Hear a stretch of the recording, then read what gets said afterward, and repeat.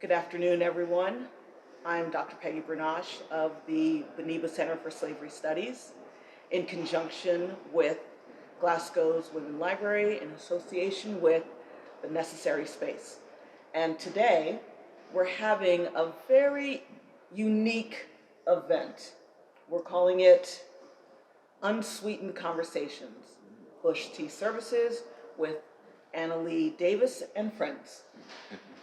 We have Barbadian visual artist Annalee Davis.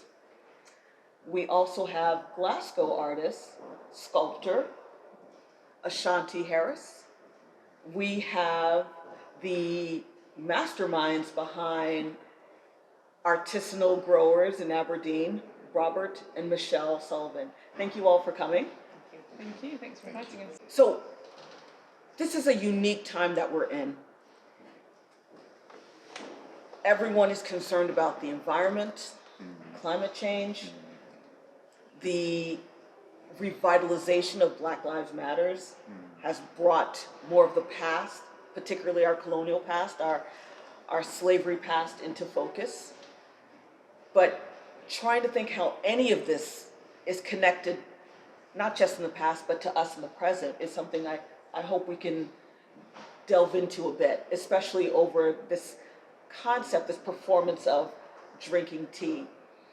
Annalee, this is a art installation and performance that you started back in 2016, correct? Yes. Could you tell us a little bit about that? So in 2016, I was commissioned by Cooking Sections to produce a work for their project called Empire Remains Shop. And I did a collection of teacups and saucers and a tea serving pot called a monkey pot, which we use in Barbados for cooling water. And that was really a way to kind of, while I was in London at Delphina Foundation, it was kind of an act of reparation. It was bringing an unsweetened tea to London for the Empire Remains Shop project. People would sign up to have tea with me, and we would have a conversation, and I would pour tea. Now, this wasn't the tea service I was using then. My tea service was a collaboration with a Barbadian potter, Hamilton Wiltshire, and the tea service was made using all Barbadian clay. But interjected into the tea service were shards that I find when I walk on the farm where I live. And those shards are 1700s, 1800s. They're pieces of porcelain that came out as ballast in the ships. They were used, cheap crockery sets that were used on the island, and wherever you walk in Barbados or anywhere in the Caribbean, actually, on farmer plantations, you find these shards coming up in the soil. So I intervened these shards into the tea service, which was an imperfect tea service, so when I would serve tea, it would drip, and it would kind of speak to the messiness and the leakiness of history and the inadequate or incomplete narratives we have around that history. So I would serve this tea that was sort of speaking back to the British tradition of drinking tea, which Robert Southey referred to as a blood-sweetened beverage because it was made on plantations in the East, sweetened by sugar on plantations in the West Indies. But what I was doing at the time was harvesting wild plants from the farm I lived on and making my own kind of concoction. That was my kind of initial tea ceremony at that time. This is fascinating. I'm ready to start with some of these teas. This is a proprietary blend, correct? Yes. Could you tell us what plants infuse this? So this is a collaboration with a chemist in Barbados called Dr. Sonia Peter, and she has a project called Heritage Teas. We worked together, so I provided her with plants that I collected, which included breadfruit, bay leaf, turmeric, and peppermint. And she then made the tea. We call it Ancestral Voices, and it speaks to, in terms of calling it Ancestral Voices, it speaks to the tradition of drinking tea within the enslaved society, the way in which plants were used on these marginal plots of land that were not very fertile soils, and those plots of land were referred to by Sylvia Wynter as a kind of a pre-capitalist site located within the larger capitalist site of the kind of colonial machinery that was the plantation. But these small plots is where we can imagine that the enslaved became human. This is where they felt human. They developed community. They had, there was a way of oral traditions where knowledge was passed on. This is where they began to understand the healing properties of plants. It's where they could retain African retentions in terms of spiritual practices, and it's where they planted ground provisions. So it was sustenance, it was healing, and it was religious practice. So what we have in here, the breadfruit, which you're all welcome to taste. The breadfruit, well, this was a tree that was used that had a lot of carbohydrate and fiber. So this was I'm sure all of you with Caribbean roots would know about the breadfruit plant. So it provided a lot of food, but it also has the capacity to regulate diabetes. That's really important in countries that have a sugar industry because people are suffering a lot with diabetes. The bay leaf is used a lot in Barbados as a cooling tea. We speak a lot about cooling tea to remove heat from the body. It has antioxidant properties. The turmeric, which gives it some of that beautiful yellow color, you would know a lot in cooking, but it has very strong anti-inflammatory qualities. And the mint is really good for, bronchial stuff. So you want to have this combination of it looks beautiful, it has a lovely aroma, it tastes great, and it also has all of these healing properties. I want to turn to Robert and Michelle because the two of you run artisanal growers, so you have a very intimate relationship with the land, much like I would say the experiences of the enslaved as well as their descendants. What is your current thoughts about the land and your connection to it? Is it in relation to ancestral thoughts, or is it an honoring, or is it just something you felt you needed to just reconnect with the land in a different way? I would say it was probably more religious. Yeah, more spiritual. I think more spiritual, yeah. Because we first moved to the countryside about 14 years ago because we felt that, we started to take our faith more seriously. And with doing that, we read a book by a lady called Ellen G. White, which is a little book called Country Living. And it spoke so much about the benefits of actually living, in a rural environment. We had to very quickly find a new occupation. That's right. And so we ended up going back to that book, and it spoke so much about the benefits of working with the soil. It could basically provide you with, an income and to be self-sufficient. Yeah, which is really what we wanted, isn't it? Yeah, and in a way it's kind of reclaiming, I think, just some of the things that you were just talking about. It's kind of speaking to that sort of old era of reclaiming some of the things that I guess we used to do in the past. But because things, and I'm not trying to work this out, but it's just the way things have happened, whether it's technology, whether it's the way that the industry, that we've moved away. We have. From that lifestyle, do you see what I mean? Yeah. To where we are now, and so we feel that in a way we're going back, as it were, to reclaim that particular way of life. That's right, and not just that. Over the course of time, we'll find that since there's been so much industrialization, it's huge tractors and it's almost like monoculture and fields upon fields upon fields of just barley. There's no diversity. And for us, obviously, if we wanted to, we could have got into tractor farming, big sort of large-scale tractor farming. But we decided, no, we wanted something that would serve our family. Yeah. It would serve the children. It would, get them involved, and they could come out and we have many pictures on Instagram of our children barefooted out in the soil and digging and hoeing and just really enjoying that space, free from the sort of artificialness, if there's such a word, of the way life is today. No. If I may ask you, Ashanti, you are also an artist.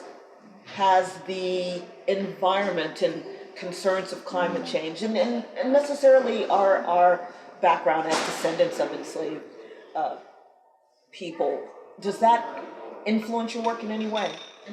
Yeah, definitely. I think my work is really centered in place.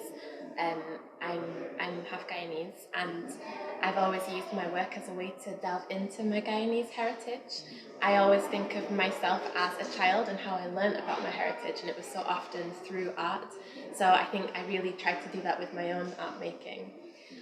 So within doing that, and also being based in Glasgow for the last 15 years, a lot of my research has been about the relationship between Scotland and Guyana. I've been doing research into Guyanese women who were in Scotland in the 18th and 19th centuries, how they kind of came to be there, and using my own experiences and the experiences of people around me, a lot of collectives that I'm in, to kind of speculate on these women's histories. And more recently, in looking at this historical relationship, I've been doing some research into the twinning of Aberdeen and Georgetown in Guyana. Oh. And the interesting sort of central part of this twinning is the fact that in 2015, Guyana, ExxonMobil discovered large quantities of high quality oil bearing sandstone off the coast of Guyana, off the coast of Georgetown. And then by 2019, they started making money from the production of this oil. And in 2019, that was also when Aberdeen was twinned with Georgetown. So I was just kind of very interesting. Yeah. As for those who may not know, Aberdeen It's an oil district. It's an oil district. Yeah, but what many people probably don't know in Aberdeen, I think people know in Guyana, but it's not necessarily regularly recognised, is the fact that Guyana and Scotland do have this long history that is really centred in extraction. So centred in extraction from the transatlantic slave trade, in the extraction of people, in indentureship, but also then when the farming industry kind of declined into the extraction that was the minerals, so gold, diamonds, bauxite across the country. And I think just kind of thinking about this relationship to the earth, to place, to people, to extraction, it feels like this, that kind of bubbling sort of pot. I'm almost imagining it like oil, this kind of condensing of history underneath the ground, starting to become something. And Based on exploitation, Yeah. right? If it wasn't the exploitation of human beings, of enslaved Africans who were taken as captives, it is the exploitation of the land to the point that it exhausts the natural nutrients. The monoculture that you were talking about of barley today mirrors the monoculture of sugar or tobacco in the past. But yet, from what I understand, with this, the decline of the sugar industry, particularly in Barbados, there has been a kind of reclamation of the land for other purposes. Could you tell us a little bit about that? Yeah, I mean, I think what we're seeing more recently now is there's small farmers that are taking greater pride in working the land. There was a lot of shame around working in the land. That's right. And this obviously is caught up in history. It's also around issues of race. So at the period of independence, when education became free, people were trying to find new ways to support themselves off of the plantation. Lots of migration to the Panama Canal, the Windrush generation, and people using education as a way to get out. There was very limited access to acquiring land. What we're seeing now more recently is small farmers that are doing organic farming, both black and white Barbadians, interestingly, that are doing small organic farms. And then this Dr. Sonia Peter that I'm working with, who is doing these heritage teas. So there's a kind of I think a new kind of pride around thinking about feeding ourselves, sustainability. I mean, we import close to 90% of what we eat. So if we're looking at ecological issues and the increasing threat of hurricanes, like we just had a hurricane in Barbados not that long ago. It was only a Category 1, but it caused quite a bit of damage. If we had Hurricane Dorian, which hit the Bahamas a couple of years ago, or if Miami is hit by a hurricane and wiped out our importation of food is really problematic. So we really need to begin to think about sustainability and growing our own food and producing food, and thinking about limiting the use of pesticides and chemicals, because that has affected not only the underground aquifers. We're a limestone island, but there's also runoff that goes in to the sea, and that then is bleaching the corals. So there are all of these, all of these kind of side effects. So I think really considering kind of the ecological damage that Barbados and small island developing states are on the front line of climate change at the moment, we really need to reposition ourselves in relationship to the land and think about post-plantation economies and post-extractive decisions. Robert, Michelle, being that this was the farming that you do now was not something you grew up with, right? This was not part of your family tradition, but it is something that you got into later in life, and you're succeeding quite well. What could we do for those of us that don't have land that way? I live in a flat. What could I do to find myself more connected to the land if I don't have property in that manner? Yeah, I would say start with what you want. So in other words, like you were saying, if you're in a flat or something like that, you may not have a large garden, but you may be able to do something on your veranda. Let's just say. We grow a lot of what's called microgreens. Yes. Now, the good thing about them, two things that we're really excited about, is that they're nutrient dense. They're actually a superfood. Yeah. And then the other thing is that they grow really, really quickly. So from seed to harvest on average it's about 7 to 10 days. Yeah. Wow. Yeah, that's very, very quick. If that sort of piques your interest, then you could then move on to something else, which could mean that you're so excited about growing your own and maybe even being self-sufficient in a few things that you might be like, well, let me go down and look at the local allotment area and see if, Yes. but before you go there, our thing is get your hands dirty where you are right now, and that can be right there on your veranda, not a problem at all. Or supporting the organic farmers. Or supporting Right? people that are already doing what they're doing. For a lot of people, it's ease of use in terms of why a lot of us maybe just go down to the supermarket and get what we get, and it's sometimes a little bit harder to go out of your way to support a local grower. It might be a bit more expensive, as well. Yeah. But that's because there's a lot more that goes into it. If I could add to that, one of the side effects of COVID in Barbados is that these farmers are now offering home delivery, which the large supermarkets were doing, and they were totally saturated. So I think people are actually beginning to support small local farmers and organic farmers in a way they didn't even know they existed. It was just because the large supermarket chains were so overwhelmed that people were, where do I get my produce from? And so they actually, a lot of light was being shown on them, and they have, I think, benefited in some ways from that. That was our experience actually, because our veg box service just went through the roof over COVID. It was manic. But in answer to your question, another thing that is a possibility is actually volunteering on a local farm, because they always need help, and so if the margin isn't that great, perhaps it can be a bit costly employing people, and so to go and volunteer, you never know, they may even say, well, if you come and do some hours, you could get a free veg box a week or something. So it could be a way to support. Thinking about what you were explaining of the microgreens, Robert, as a superfood, and it seems like quite a number of the ingredients that went into this blend would definitely be considered superfoods, right?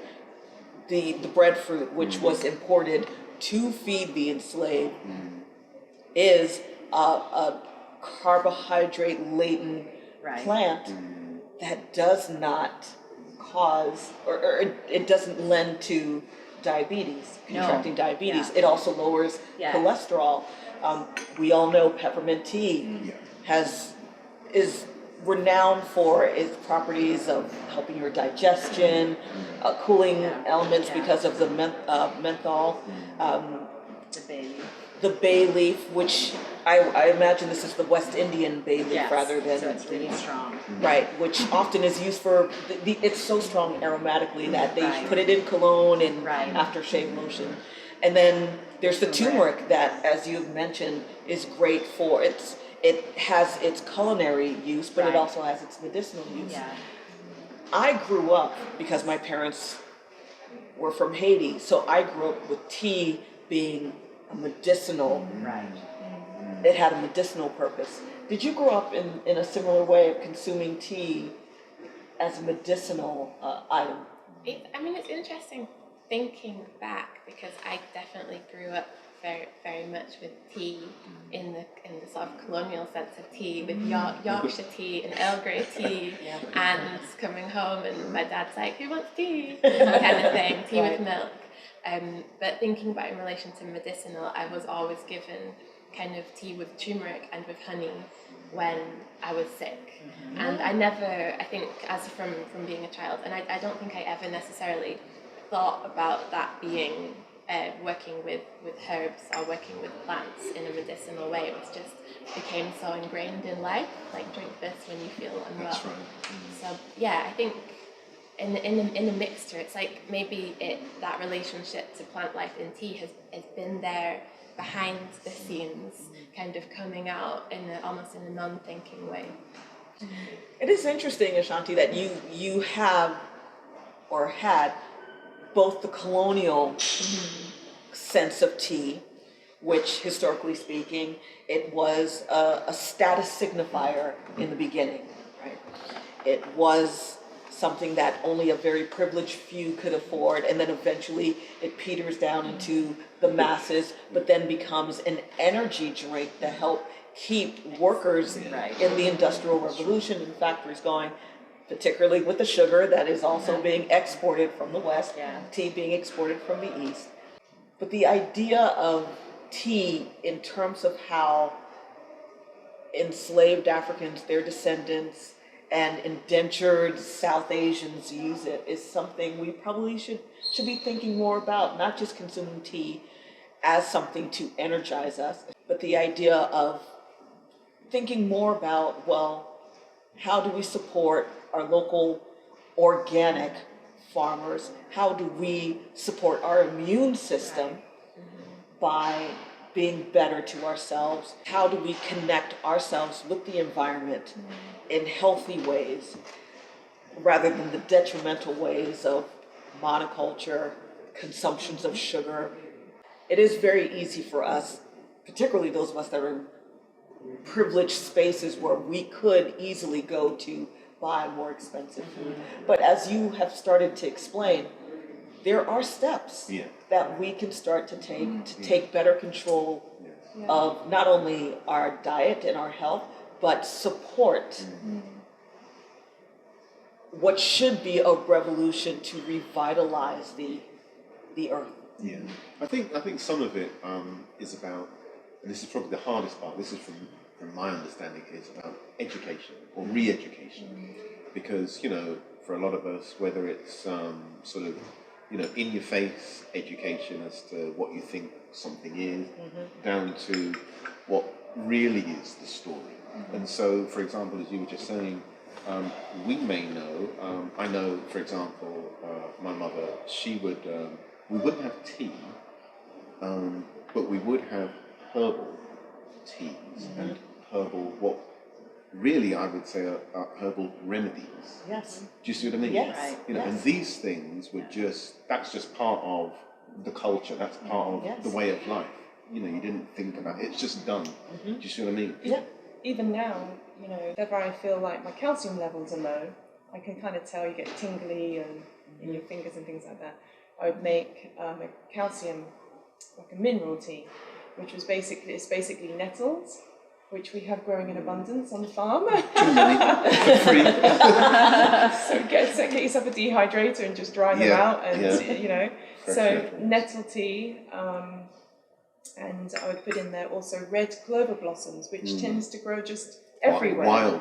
Just everywhere. You Perfect. could pick blossoms from your garden. For free. Don't mow your lawn, just let them grow up and pick the blossoms, dry them off, because it's just very rich in minerals. And then just recently, one of our children had a cough, and I bought online. I just bought some ivy, English ivy, which just comes dried, and just give her some of that with honey. And after 1 cup, her cough had finished. It's very, very powerful, very strong. Yeah. But it's this information. I mean, we often have this conversation all the time. We're like, this information is sort of dying away within a lot of cultures, so it's interesting, some of the things that you're talking about, and I'm like, this is just so true. I mean, I think it speaks to decolonizing our diet, right, and also developing a greater understanding of what is around our local context, because of course coming out of a former British colony, our education was very much around, it was a colonial education, and you favoured everything foreign, and there was shame about what was local. And these bush teas have a connection to Afro-spiritual practices, including something like obeah, or maybe people are more familiar with the term voodoo, but that was illegal for a long time. So these were covert practices, and you didn't really talk about it very much. But I think there's increasingly pride around that, and we need to think about decolonizing our palates and our diets, right? And not just because we have to use foreign exchange to buy that food.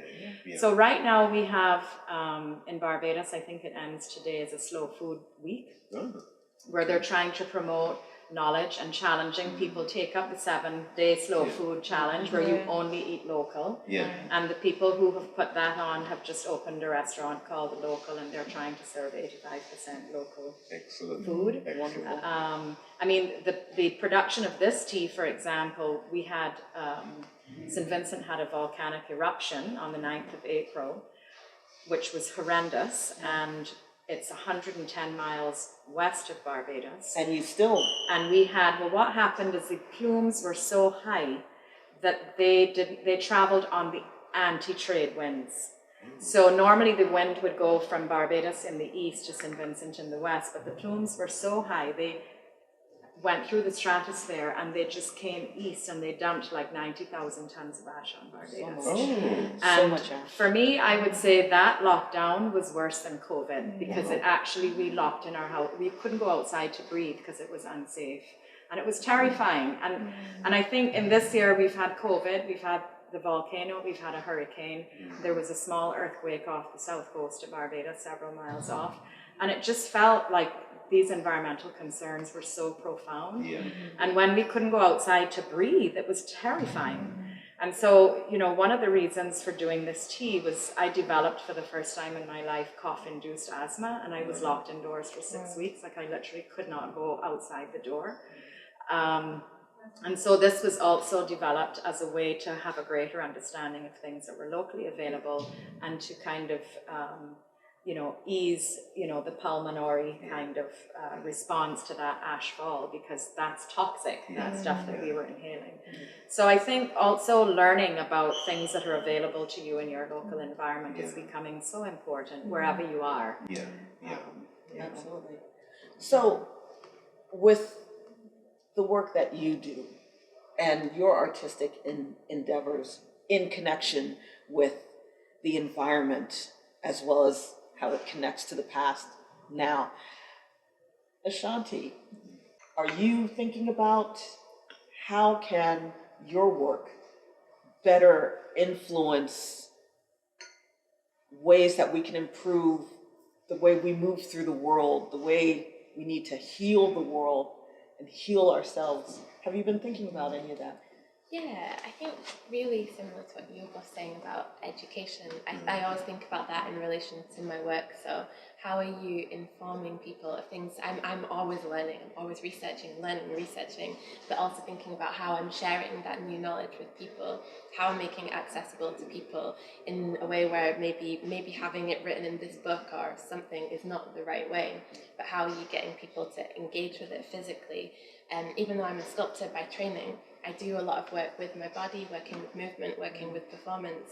And I really loved what you said about when you feel ill, you are like certain things with the calcium deficiency, you feel it in different parts of your body. True. And I think there's something in this connection with your body and a connection with the land, because we are all connected. That's right. And that's the beginning of the process. I think when I'm doing a lot of research, I'm making these artworks, I'm thinking, how do I hold this in my body? Yes. What does this feel like? Yes. And start developing this connection with myself, not thinking about it as a series of parts that all need to be treated separately and given medicine, and more like this kind of Holistic. this full understanding of me in relation to all of these things, whether it be kind of histories of extraction, a colonial history, or whether it be kind of a relationship to the land, the things around you, the way the land is treated, and how that then in turn things that continue to affect the body. Absolutely.